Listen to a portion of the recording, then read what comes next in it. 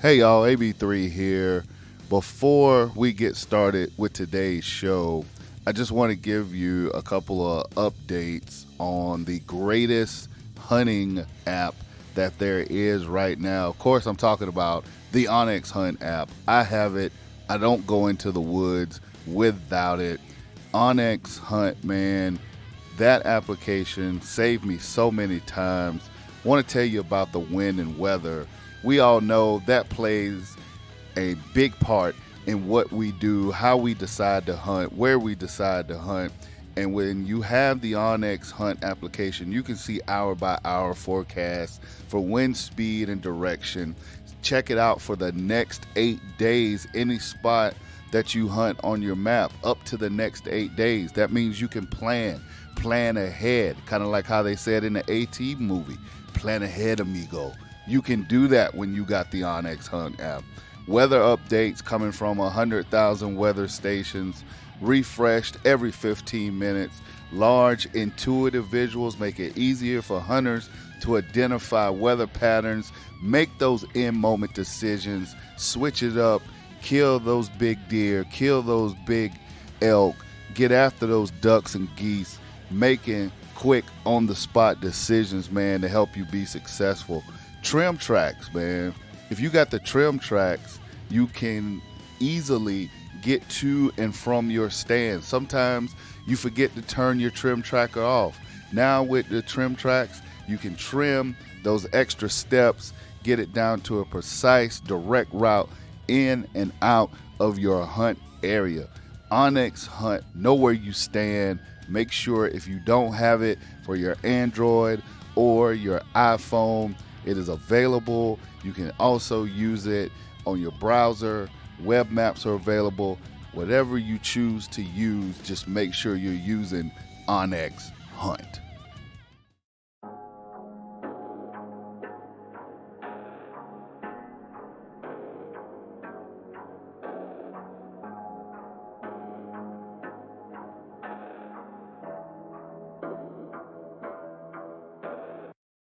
From Stone Mountain, Georgia, this is the Bryant Land Show. Hosted by proud Gamecock and South Carolinian AB3.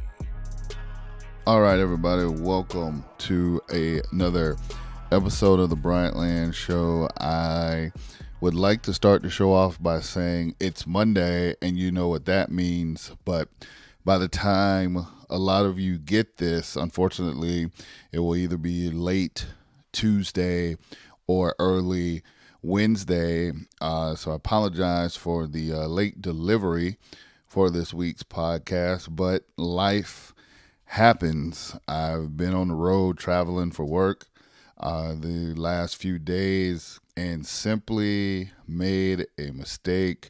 Did not pack my hard drive, which has all my music, all my elements, things that I use to put this podcast together when I edit it, and had a podcast ready to go, ready to put it together on Sunday for y'all, and got ready to sit down to do it, and realized that I left my hard drive back in Georgia. So, nevertheless, that is why you guys did not have a podcast on Monday, but got one for you here today. We got a great show. We're going to go ahead and get right into it. This week's Bryant Land Show, 2 days later, but here we go. Bryant Land. How about last week, your boy, AB3, featured in Voyage ATL magazine. Big shout out to the folks at Voyage ATL. I posted about it last week. I'll make sure to put the link to the article in the show notes this week. So if you have not seen it, have not checked it out yet, the folks at Voyage came through, sent me an email, wanted to feature me, wanted to talk about the brand, the media brand Bryant Land, and the work that we're doing with our podcast and just the other things that we're trying to do over here. And they, with things being the way that they are now because of the COVID and all these things. You couldn't really do a sit down, but what they do is they send you questions. We sit down, we fill them out, talk through them, and you send them back, and then they compose an article, which gives everyone the information about the brand. I've seen Voyage ATL. Before we were in it, I've seen Voyage ATL. They do all kind of features on entrepreneurs, small businesses, things of that nature, artists, all around the Atlanta and Metro Atlanta area. So it was really cool to be able to sit down, be a part of that. Like I said, I'm going to post the link in the show notes. I am also going to have the link again on Instagram in our bio as a part of our link tree. You can also take a look at it on Facebook, Bryant Land, our Bryant Land Facebook page. The article's there. It's basically, like I said, from the folks, Voyage ATL, the story of Adam Bryant III, which is me, like I said, but talks about Bryant Land, talks about how we started, talks about things that we want to do, that we are looking to accomplish with this media brand. And it's very truthful, it's very candid, about the struggles, some of the obstacles that we face trying to put this thing together. And so, like I said, it's very didn't hold back. It's not, a tearjerker or anything like that. I mean, it's a great article. But, the reality of trying to establish a brand, trying to get the stories that you want to tell out there, trying to get the brand itself out there. It's tough when you don't have the funding, or you don't have sometimes the sponsors or the backing, people that don't see your vision. But nevertheless, you keep going, you keep pushing. You just keep doing your thing, keep putting your content out there. Certainly grateful to you guys that constantly consume our content and send us great notes and things of that nature, share our content, share our podcast. So certainly appreciative of you guys and gals that do that. And appreciative to the folks at Voyage ATL for taking the time to feature our brand, Bryant Land, and sit down and talk with me. So again, make sure you go check that article out, share it with people. I've definitely been grateful to the folks that I shared it on Facebook, and there were a lot of people that have gone back and shared the article, spreading the word, spreading the good word of Bryant Land and all that good stuff. So I'm definitely appreciative of that, and hopefully some more of you guys will go and check that out. I was perusing the internet, as I so often do in my downtime, and I came across a story that was actually back from July of last year. It was on returntonow.net, and I believe I saw it in one of the hunting groups that I'm in. But headline reads, Alaska high school teacher shoots moose, has students butcher it to learn life skills. Now, I've told the story on many occasions about how, when I was in elementary, almost middle school, I was in a gifted and talented program, and we would do basically South Carolina hunter education.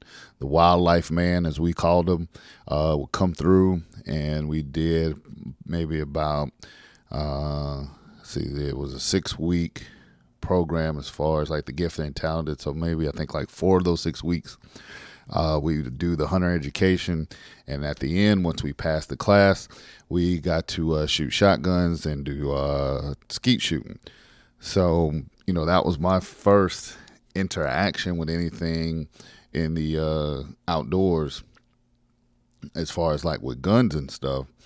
And in high schools, there's been a push lately to bring back vocational and vocational skills. So I find it very interesting that in an Alaska high school, you got a teacher breaking down moose, butchering moose, using the butchering skills and deboning, processing meat, teaching this as a life skill. I think it's very, very cool, very awesome.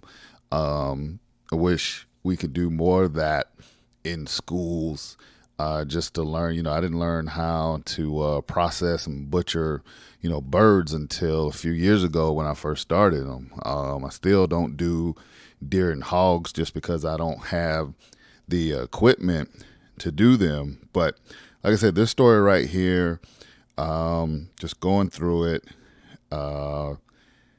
says the high school teacher's name, Brian Mason, brought a dead moose to class with on the back of his truck. He shot and killed the moose himself. Had 30 of his students unload said moose, and then the students all had boning knives, taught them how to debone, trim, process the meat properly. Students not only got to see the anatomy, but got to also learn more about Alaska's hunting and trapping tradition, which has been a way of life for the Alaska's native people for a very, very long time. Everything was all legal. Mason had to go through the Alaska Department of Fish and Game to get permission to process the animal for educational purposes, which is funny. People always talk about freedom, but you try to do anything in this country without a permit, and you really see what your freedom's all about. But nonetheless, Mr. Mason, my hat is off to you. Thanks to the author of the story, Bradley Jordan. Like I said, I saw this on returntonow.net, so definitely want to give Bradley his credit for breaking this story. But man, how cool is it to walk into class, have a big-ass moose sitting there, and you guys, as part of your class, as part of the curriculum, you get to break it down, you get to process it. Wild game meat, man, learning about that. Like, it doesn't get any better than that. Definitely better than the old high school biology dissecting the frog. All right, last thing that I want to hit on today. Last week I talked about finally trying raccoon, breaking down, having some raccoon. My man Jonathan Wilkins down at the Black Duck Revival braised raccoon, served it up. Must admit, it was pretty good. But on the flip side of that, we also did a little snow goose hunting, a little conservation snow goose hunt. First time I had ever experienced that. Now, I've goose hunted before in Illinois. It is definitely one of my favorite things to do outside of bow hunting deer. But this was a little bit different. You got to dress a little different. You start out with your clothes because it was very cold in Arkansas. So you start out with all your, your layers, your winter clothes or whatnot. But then you have these little white suits that you put on, because obviously snow geese are pretty much all white. Decoys are all white, so it's almost a white out, if you will. So you put these little white suits on. Obviously, if you got your white sweatshirts and stuff like that, it helps. But it's a different kind of camo. And then for someone like me and like a lot of the other folks who I was on this hunt with, if you don't do the snow goose conservation deal, which basically happens after the regular season. If you don't do it on a regular basis, it's a easy way to compensate for not having, the camo. But nevertheless, you're out. You put out a ton of decoys. I've hunted with guys when we do regular goose hunts. You put out, I don't know, maybe 50, 60 decoys in a field when you're hunting Canada geese. Man, these snows, I swear it felt like there were at least, I don't know, 500, 600, maybe more decoys that were out in the field.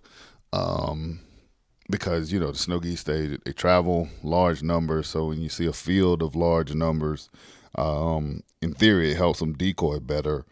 One of the other things, too, I thought was really interesting, really cool about this, you use electronic calls. Now, any kind of waterfowl hunt I've been on, duck hunt, goose hunt, whatever, you use the mouth calls, whether they're wooden, plastic, some, have one reed, two reeds. The construction of them are, all kinds of different. But the main constant is that there is a human element to it where the human is calling. During this kind of hunt, you can use electronic calls, which I thought was pretty cool. Basically, simulating the different sounds that the snow geese flocks make. So it's the only time I think, and correct me if I'm wrong, but it's the only time I think during waterfowl hunting, or the only type of waterfowl hunting, I should say, that you can use a electronic call. So pretty cool out in the field. Oh, the other thing about it too is when you do a normal, waterfowl hunt, you only have 3 shells. You got 3 shots, 3 chances to bring down a bird, or if you're a really good shot, three shots on individual birds and bring them down. This type of hunt, you can use what's called a magazine extender. You take the plug out of your gun and you can get as many shots as your magazine allows. I know one guy out there with us, I think he had a magazine extender and it gave him up to 10 loads, 10 rounds. So he was out there, he could lay them down with those 10 rounds. So again, just something different than what I experienced, or what I'm used to experiencing. I enjoyed my time down at the Black Duck Revival in Brinkley, Arkansas. That was a great experience. It's something that I would do again. But again, thank you and shout out to Jonathan and his folks down at the Black Duck Revival. Bryantland. That is my time for this week. I am going to bid you all adieu. Thank you for taking the time to come through, listen to our program. Like I said before, make sure you go check out our Voyage ATL article, the story of Adam Bryant III. Make sure you check that out. Make sure you're hitting our website, BryantlandCountry.com. Tell 5 people to tell 5 more people about our podcast. I cannot thank you guys enough for your support, your constant listenership and support of everything Bryant Land. Man, I hope you guys have a great week. Do great things. Enjoy yourselves. Keep in mind, turkey season, youth turkey season down in South Florida is kicking off here pretty soon with I think this weekend, last weekend in February. And then March comes around, and before you know it, the spring thunder, spring gobblers, be time to get after those turkeys. So, man, y'all have, like I said, a great week, and make sure you come back next week for another episode of the Bryant Land Show.